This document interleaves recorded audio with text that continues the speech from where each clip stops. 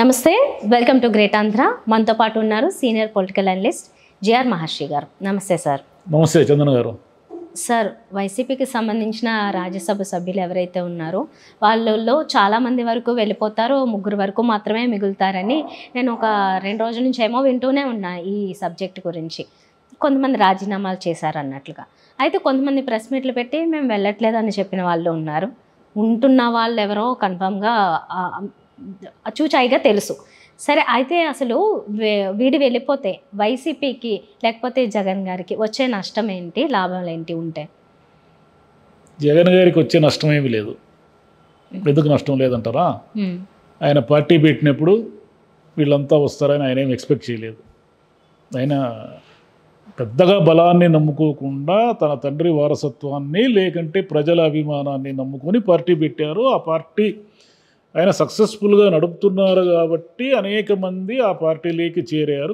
కారణాలు ఏవైనా కావచ్చు, వయసు మీద అభిమానం కావచ్చు, జగన్ గారి మీద నమ్మకం కావచ్చు, రకరకాల కారణాలతో ఆ పార్టీలో చేరారు. ఆ పార్టీ ఒకసారి ఓడిపోయినప్పటికీ స్ట్రాంగ్గా బలంగా ఉంది. రెండోసారి అధికారంలోకి వచ్చింది. మూడోసారి వచ్చేసరికి ఏమైందంటే 3వ ఎలక్షన్ ఓడిపోయింది. ఓడిపోవడం కూడా ఎంత 11 సీట్లకు పరిమితమైంది. ఇప్పుడు ఏమిటి అంటే జనరల్గానే అధికారం పోతానే ఏ పార్టీకైనా, అదే జగన్ గారికి ఇదేం కొత్తగా ఏమీ జరగడం లేదు. ఆయనే మొదటివారు కాదు, ఆఖరివారు కాదు. ఇందిరాగాంధీ గారికే జరిగింది, ఎన్టీఆర్ గారికి జరిగింది, ఎంతోమంది జరిగింది కదా.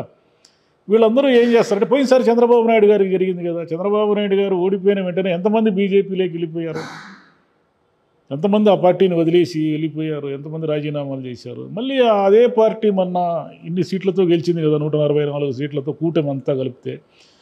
కాబట్టి ఇక్కడ ఏమిటంటే ఒక పార్టీకి జరిగే నష్టం కేవలము అనుచరులు, రాజ్యసభ సభ్యులు, ఇంకో సభ్యులు వెళ్ళిపోవడం వల్ల వచ్చే నష్టం ఏమీ లేదు.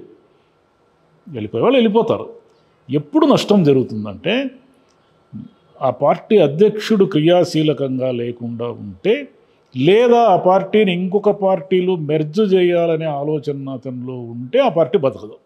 దీనికి ఉదాహరణ ప్రజారాజ్యం.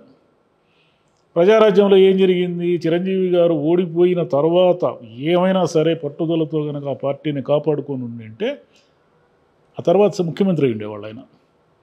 కాకపోతే ఆయనకు అంత ఓపిక లేకపోవడము, రాజకీయాల పట్ల అంత ఆసక్తి లేకపోవడం, సరే ఆయన వ్యక్తిగత కారణాలు ఏమైనా ఉండొచ్చు, మనకు అది అనవసరం. ఇప్పుడు ఇంత గ్యాప్ తర్వాత మాట్లాడాల్సిన అవసరం లేదు.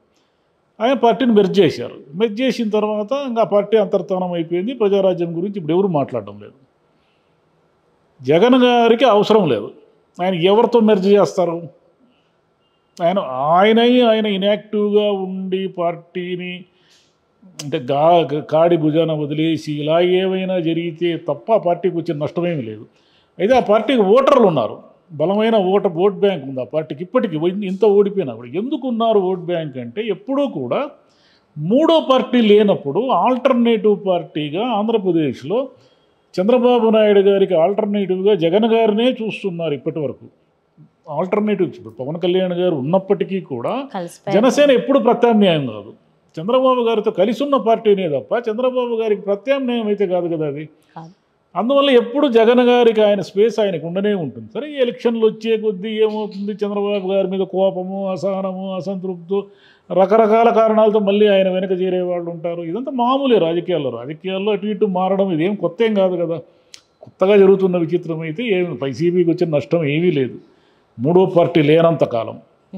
3వ పార్టీ బలంగా ఉంటే ఇప్పుడు ఇక్కడ బీఆర్ఎస్కి ఎందుకు నష్టము అంటే, బీఆర్ఎస్ ఎందుకు గందరగోళంలో ఉంది అంటే, ఇక్కడ బీజేపీ బలపడుతూ వచ్చింది.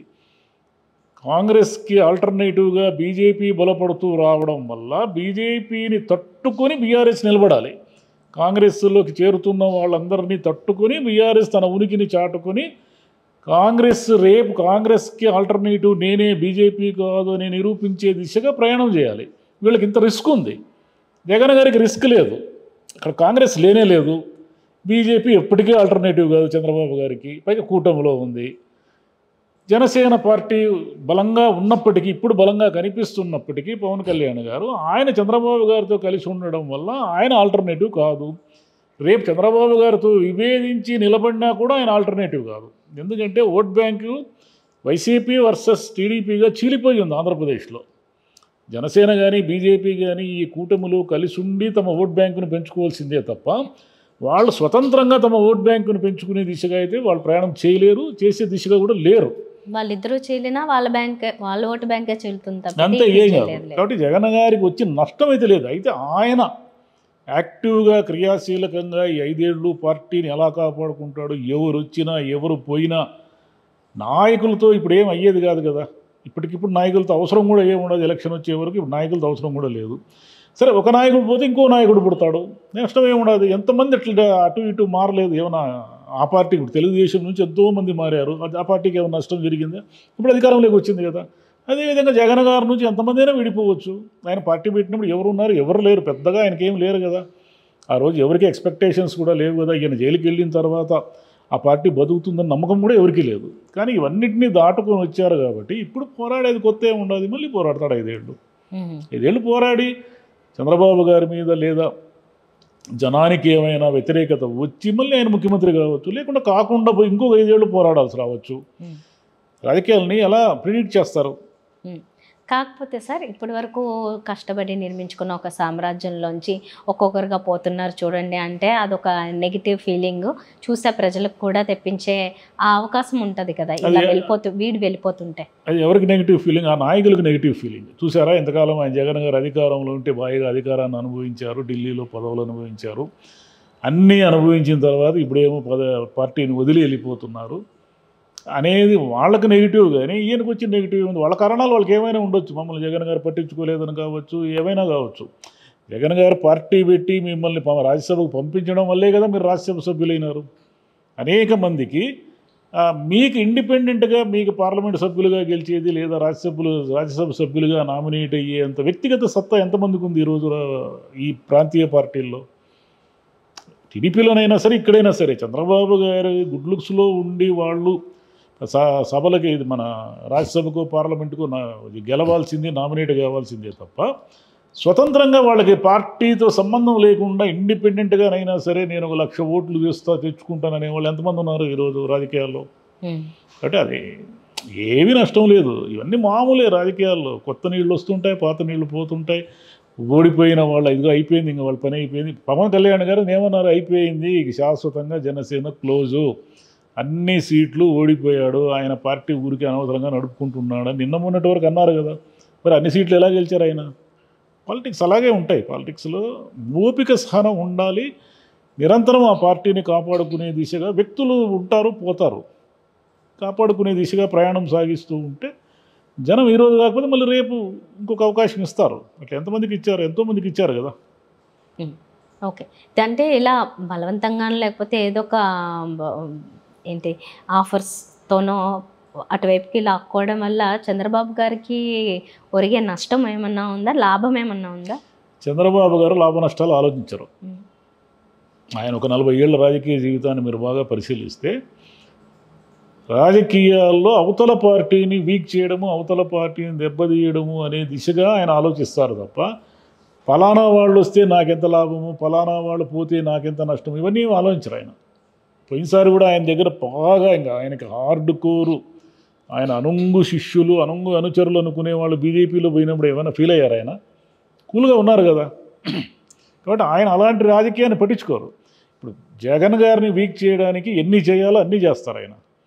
జగన్ గారు మళ్ళీ బలపడాలి అంటే ఈయనన్నా వీక్ కావాలి, లేకుంటే ఆయన మీదన్నా మళ్ళీ అభిమానం పెరగాలి. ఈ రెండిట్లో ఏదో ఒకటి జరగాలి. అంతే తప్ప చంద్రబాబు గారికి కూడా తెలుసు ఎంతమందిని పార్టీలు మార్చినా కూడా అంత సులభమేమీ కాదు. ప్రతిదీ మనకు అనుకూలంగా ఏమి ఉండదు. అధికారంలో ఉన్న వాళ్ళకి సహజంగానే ప్రజలు కొంతకాలానికి దూరం అయ్యే ఒక ప్రయాణం జరుగుతుంది అని ఆయన కూడా తెలుసు. ఆయనకేం తెలియనాలి 40 ఏళ్ళ రాజకీయాల్లో ఆయనకు తెలియకుండా ఎలా ఉంటుంది? కాకపోతే ఇక్కడ ఇంత మాటల యుద్ధం జరిగిన తర్వాత, ఇంత సమరం తర్వాత ఈ పార్టీలోంచి ఆ పార్టీలోకి వెళ్ళి వాళ్ళు కూడా అడ్జస్ట్ అవ్వడం అనేది చాలా కష్టం. ఏం కాదు, అడ్జస్ట్ అయిపోతారు. ఈ రోజుల్లో అధికారం ముఖ్యం అంతే. అధికారము మన వ్యాపారాలు సేఫ్గా ఉండడము, మనం డబ్బు సంపాదించుకోవడము, ఈ దిశగానే కానీ ప్రజాసేవ ఎవరికి కావాలి? ఈ రోజుల్లో బండబూతులు తిట్టిన వాళ్ళంతా కూడా మళ్ళీ చంద్రబాబు గారి పక్షాన్ని చేరుతారు. నిన్న మొన్నటి వరకు చంద్రబాబు గారిని భయంకరంగా తిట్టిన వాళ్ళు కూడా రేపు టీడీపీలో చేరినా మనం ఏం ఆశ్చర్యపోనక్కర్లేదు. కాకపోతే టీడీపీలో ఉన్న శ్రేణులు ఏమిటంటే, అయ్యా నిన్న మొన్నటి వరకు మనల్ని అంతా ఇబ్బందులు పెట్టారు కదా, నిన్న మొన్నటి వరకు మనల్ని నోటికి వచ్చిన తిట్టారు కదా, మళ్ళీ వీళ్ళని ఎందుకు చేర్చుకుంటారు అని చంద్రబాబు గారిని అడిగితే అడగచ్చు, కానీ అంత అడిగే ధైర్యం కూడా ఎవరికి ఉండదు. అడిగితే అడగచ్చు, కానీ మనం ఎన్ని చూడలేదు, ఎన్ని పాలిటిక్స్లో ఎన్ని చూడలేదు. ఇప్పుడు రోజా గారు మారిపోతారు అంటున్నారు. రోజా గారు మొన్నటి వరకు జగన్ గారిని దేవుడు అనే కదా అన్నారు. ఇప్పుడు ఆమె ఏం ఖండించడం లేదు కదా, నేను పార్టీ మారను, ఎవరయ్యా చెప్పింది, నాకు జగన్ గారే రాజకీయ భిక్ష పెట్టారు, నాకు ఆయనే దేవుడు అని ఇప్పుడేం అనడం లేదు కదా. ఇప్పుడు అనడం లేదంటే ఊరికి అనవసరమైన ఇవన్నమాట ఈ ప్రచారాలు. లేదు ఆమె పార్టీ మారుతున్నారు అని. చంద్రబాబు గారి పార్టీలో ఉన్నప్పుడు కూడా ఆమె చంద్రబాబు గారు బ్రహ్మాండమైన వ్యక్తి, ఆయన అంత నాయకుడు లేడని అన్నారు కదా. సరే ఇప్పుడు ఆమె ఓడిపోయారు కాబట్టి మనమేం విమర్శించడం లేదు. మానవ స్వభావం అది. ఎంతమంది నిన్న మొన్నటి వరకు చంద్రబాబు గారిని అద్భుతమైన నాయకుడని, జగన్ గారి గవర్నమెంట్ వచ్చిన తర్వాత జగన్ గారి పార్టీలో చేరి మంత్రులైన వాళ్ళు కూడా ఉన్నారు కదా మన కళ్ళెదురుగా. అంటే పాలిటిక్స్లో అది అడ్జస్ట్ కావడం, అడ్జస్ట్ కాకపోవడం ఏమీ లేదు. ఆ పార్టీ నుంచి ఈ పార్టీకి దూకుతుంటారు, ఈ పార్టీ నుంచి ఆ పార్టీకి దూకుతుంటారు. నాయకులకి ఇవన్నీ తెలియక కాదు కదా. చంద్రబాబు గారికైనా జగన్ గారికైనా అధికారం ఉన్నప్పుడు మన చుట్టూ చేరతారు. ఇంకా జగన్ గారికైనా సరిగా తెలియదేమో కానీ చంద్రబాబు గారికి బాగా తెలుసు. జగన్ గారి మొదటిసారి అధికారంలోకి వచ్చి కన్ఫ్యూజ్ అయ్యి ఆయన వరుసగా తప్పిదాలు చేసుకుంటూ వచ్చారు. కానీ కానీ ఆ తప్పిదాల నుంచి ఈసారైనా ఆయన ఏమైనా నేర్చుకుంటారేమో చూడాలి. రైట్ సార్, చూద్దాం. అంటే ఇది ఎలాగో రాజ్యసభకి సంబంధించిన వాళ్ళు ప్రజాక్షేత్రం నుంచి ఎన్నికైన వాళ్ళు కాదు కాబట్టి ప్రజలకు కూడా ఏం పెద్దగా పట్టదు ఇది. అది ఇంకా లోకల్గా ప్రజలు ఏది పట్టించుకోరు, ఎవరు ఎటు నుంచి దూకినా పట్టించుకోరు. ఎందుకంటే ప్రజలు ప్రతి వాళ్ళకి ఒక రాజకీయ అనుభవం ఉంటుంది కదా. 18 ఏళ్ల వయసు తర్వాత నుంచి చాలా రాజకీయాలను అబ్జర్వ్ చేసేవాళ్ళు చేస్తూ ఉంటారు, చేయని వాళ్ళు తమ పనులు తాము చేసుకుంటూ ఉంటారు. వాళ్ళెవరో పార్టీ మారారు, వీళ్ళెవరో పార్టీ మారారు అనే దాని మీద ప్రజలకు వాళ్ళకున్న సమస్యలు వాళ్ళకి 100 ఉన్నాయి. ఇప్పుడు వీళ్ళ గురించి ఆలోచించేంత టైం లేదు వాళ్ళకి. ఎవరి సమస్యలు ప్రజలు ఏం ఆలోచిస్తున్నారంటే చంద్రబాబు గారు ఈ పథకాలన్నీ ఎప్పుడు ఇస్తారు, మనకి ఏమైనా లబ్ధి చేకూరుస్తారా, మన పరిస్థితి ఏంది, మనకి ఇంట్లో పిల్లోడు 15,000 ఇస్తామన్నారు కదా, ఎప్పుడు ఇస్తారు ఈయన, అది సిలిండర్లు ఇస్తామన్నాడు, ఎప్పుడు ఇస్తారని ఒక మహిళ కానీ వీళ్ళందరూ పింఛన్లు, అదే బీసీ మహిళలకు పింఛన్ ఇస్తామన్నాడు, లేకుంటే ఇంట్లో ఉన్న ఆడవాళ్ళకి 1,500 రూపాయలు ఇస్తామన్నాడు, ఉచిత ప్రయాణం అన్నాడు. ఇవన్నీ ఈయన ఎప్పుడు చేస్తారో చూస్తారే తప్ప చంద్రబాబు గారి వైపు ఫలానా మోపిదేవి వెంకటరమణ వెళ్ళాడు, ఫలానా ఇంకొక ఆయన ఏదో వెళ్ళాడు, ఇంకొక ఆయన వెళ్తాడు, ఇవన్నీ మనం ఊరికే పేపర్లో వచ్చే వార్తలు, రాజకీయాల పట్ల ఆసక్తి ఉన్న వాళ్ళు చర్చించుకునే విషయాలే తప్ప మామూలు జనానికి ఇవేం అవసరం లేదు. రైట్ సార్, మరి ఎంతమంది మిగులుతారో, ఎంతమంది వెళతారో, ఎంతమంది మిగిలినా ఎంతమంది మిగలకపోయినా ఆయనైతే పోరాడతారు. ఎందుకంటే పోరాటం అనేది మర్చిపోయిన మరుక్షణం ఆ పార్టీ ఉండదు. It's closed. Right sir, thank you.